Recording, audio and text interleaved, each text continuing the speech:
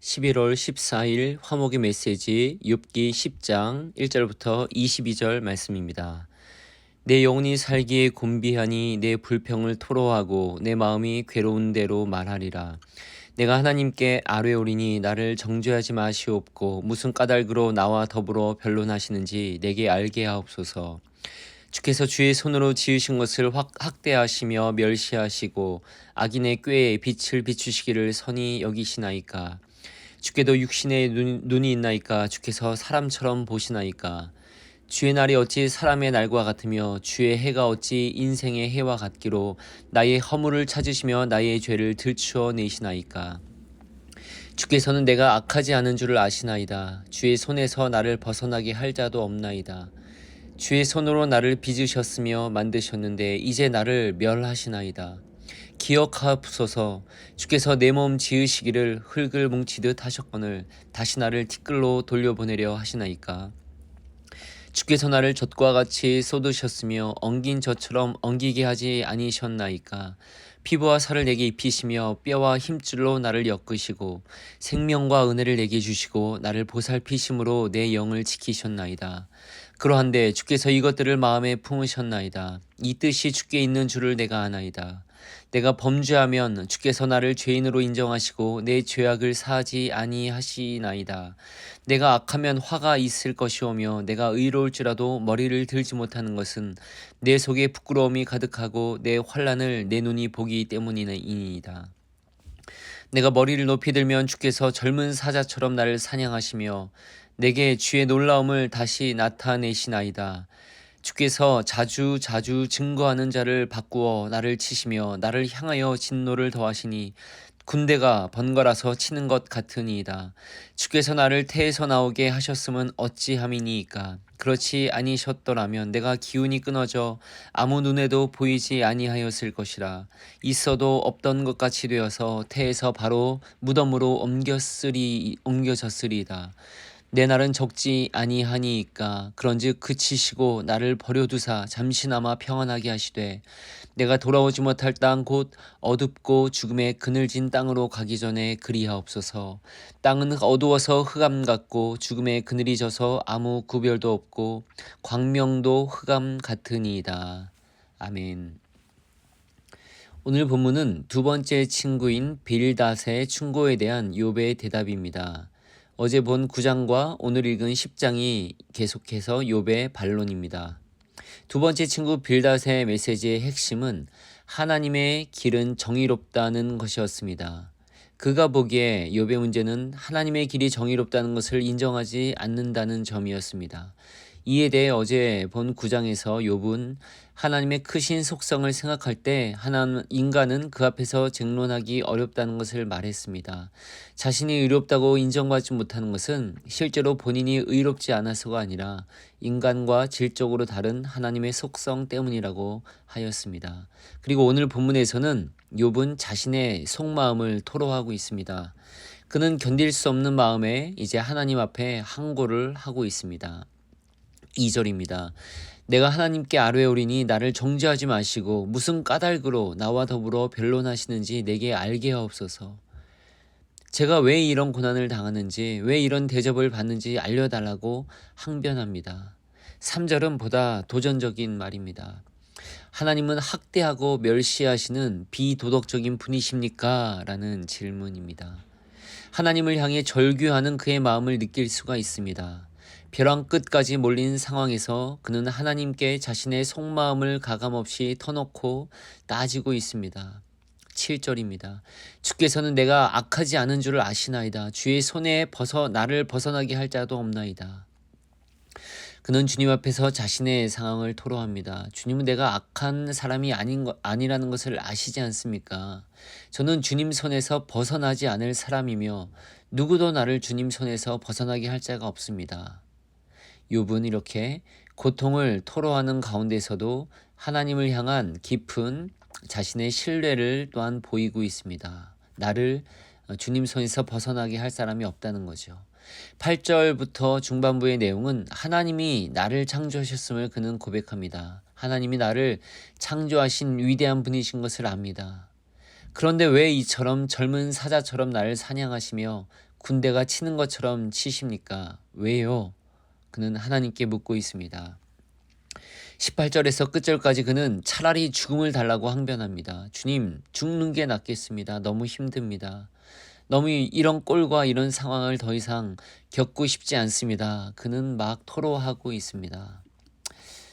우리 한국인들은 예의가 바릅니다. 그래서 우리 한국의 한국인 그리스도인들은 하나님께도 예의가 바른 편입니다. 하나님께 기도할 때도 매우 정중합니다. 그것이 하나님을 높이는 것이기 때문입니다. 어른과 윗사람에 대한 공경이 하나님을 향한 예의로 나타납니다. 훌륭한 모습, 좋은 태도이지만 한편 그러다 보면 우리는 하나님께 감히 우리의 마음을 드러내지 못합니다. 아버지를 공경하지만 그렇기 때문에 함부로 마음을 드러내지 못하는 상황과도 같습니다. 내 아픔과 내 슬픔, 고통 이런 것들을 윗사람들에게 표현하는 것은 쉽지가 않습니다. 그러니 하나님께도 마찬가지입니다. 정말 어려움 속에서 간절하게 기도하게 되더라도 우리 한국인들은 말을 정제하고 순화시키려고 노력합니다. 하나님을 향한 공경의 마음 때문이지요. 아쉬운 것은 그러다 보니 하나님과의 관계에서 솔직함과 친밀함은 경험하기가 어렵습니다. 그래서 오늘 어쩌면 욥이 이런 말들을 하는 것은 우리 정서상 우리에게 맞지 않을 수 있습니다. 어떻게 하나님께 막 따지고 또 하나님 앞에서 죽고 싶다고 그렇게 말할 수 있단 말입니까? 어쩌면 이것은 딸과 엄마의 대화라고 생각하는 게 좋을 수 있겠습니다. 보통은 아버지와 아들보다 딸과 엄마는 훨씬 친밀하지요. 딸은 엄마에게는 솔직하게 이런저런 말을 다 합니다. 자질구레한 일이라 여겨지는 것도 고주할, 미주알 말하기도 합니다.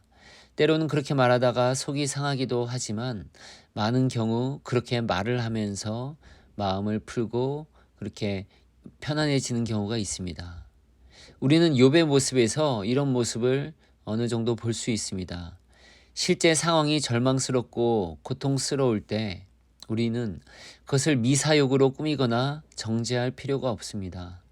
하나님께 단도직입적으로 우리도 이야기할 수 있습니다. 하나님, 도대체 왜 이렇습니까? 당신이 이런 존재입니까? 어떻게 이런 상황을 내게 주신단 말입니까? 차라리 이 땅을 떠나버리는 게 낫겠습니다. 신앙생활은 하나님과의 신뢰와 친밀감을 더 넓혀가고 더 깊어지게 하는 과정이라고 할 수 있습니다. 평소에 하나님에 대한 신뢰와 친밀감이 깊어진 사람이 하나님께 따지고 소리치고 물을 수도 있기 때문입니다. 여러분, 지금 당면한 어려운 상황이 있으십니까? 하나님께 물으십시오. 하나님께 따지십시오. 그리고 하나님께 소리치십시오. 자비하신 아버지 하나님은 그런 여러분의 모습을 보고 진노하며 벌을 주는 분이 아니십니다. 고통스러워하는 자녀를 보며 함께 안타까워하는 아버지처럼 또 어머니처럼 하나님은 여러분을 바라보고 계십니다. 때가 되면 틀림없이 여러분을 따뜻한 손길로 안아주시며 도와주실 것입니다. 나지은 주스의 고리우스의 우울할 때의 기도문 읽은 뒤에 주님 손잡고 일어서세요. 작사 작곡한 김석균 목사님의 찬양을 붙여드립니다. 오 주님, 생기가 모두 빠져나간 것 같습니다. 몸은 긴장되어 있고 마음은 근심으로 가득합니다. 생의 의지도 힘도 없습니다. 걱정을 진정시킬 수도 없고 사지를 편히 하고 쉴 힘도 없습니다. 어두운 생각들은 끊임없이 제 마음을 점령하는데 이에 맞서 싸울 능력도 없습니다. 나무가 폭풍에 넘어지듯 우울한 생각이 제 영혼을 넘어지게 합니다. 풍랑이 배를 흔들듯 비참한 심정이 제 영혼을 흔듭니다. 집의 기초가 흔들리듯 제 인생 전체가 먼지로 흩어질 것 같습니다. 친구들은 더 이상 저를 찾아오지 않습니다. 주님은 제 신앙의 친구들을 쫓아내셨습니다. 교회도 저를 버렸습니다. 식물들은 더 이상 저를 위해 꽃을 피우지 않고 나무들은 더 이상 저를 위해 잎을 내지 않고 새들은 더 이상 제 창가에서 노래하지 않습니다. 제 신앙의 동료들은 나태한 죄인이라고 저를 정죄합니다. 주님, 제 영혼을 들어올려 주시고 제 몸을 회복시키소서. 아멘.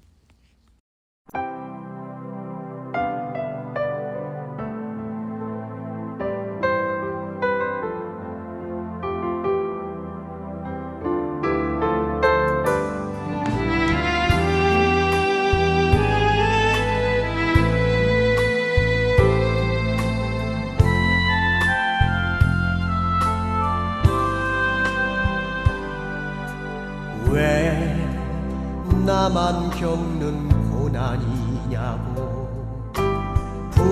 불평하지 마세요. 고난의 뒤편에 있는 주님이 주실 축복 미리 보면서 감사하세요. 너무 견디기 힘든 지금 이 순간에도 주님이 일하고 계시잖아요. 남들은 지쳐 앉아 있을지라도 당신만은 일어서세요. 힘을 내세요. 힘을 내세요. 주님이 손잡고 계시잖아요. 주님이 나와 함께함을 믿는다면 어떤 역경도 이길 수 있잖아요.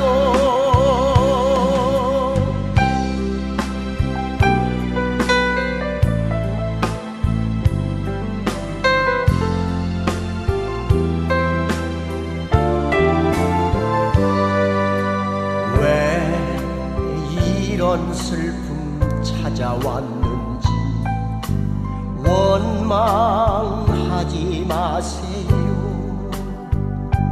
당신이 잃은 것보다 주님께 받은 은혜 더욱 많음에 감사하세요.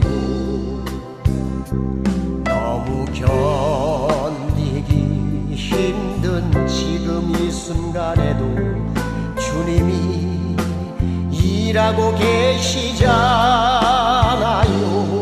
남들은 지쳐 앉아 있을지라도 당신만은 일어서세요. 힘을 내세요. 힘을 내세요. 주님이 손잡고 계시잖아요.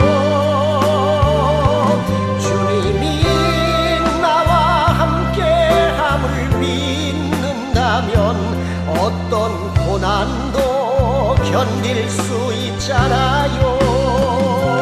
힘을 내세요. 힘을 내세요. 주님이 손잡고 계시잖아요.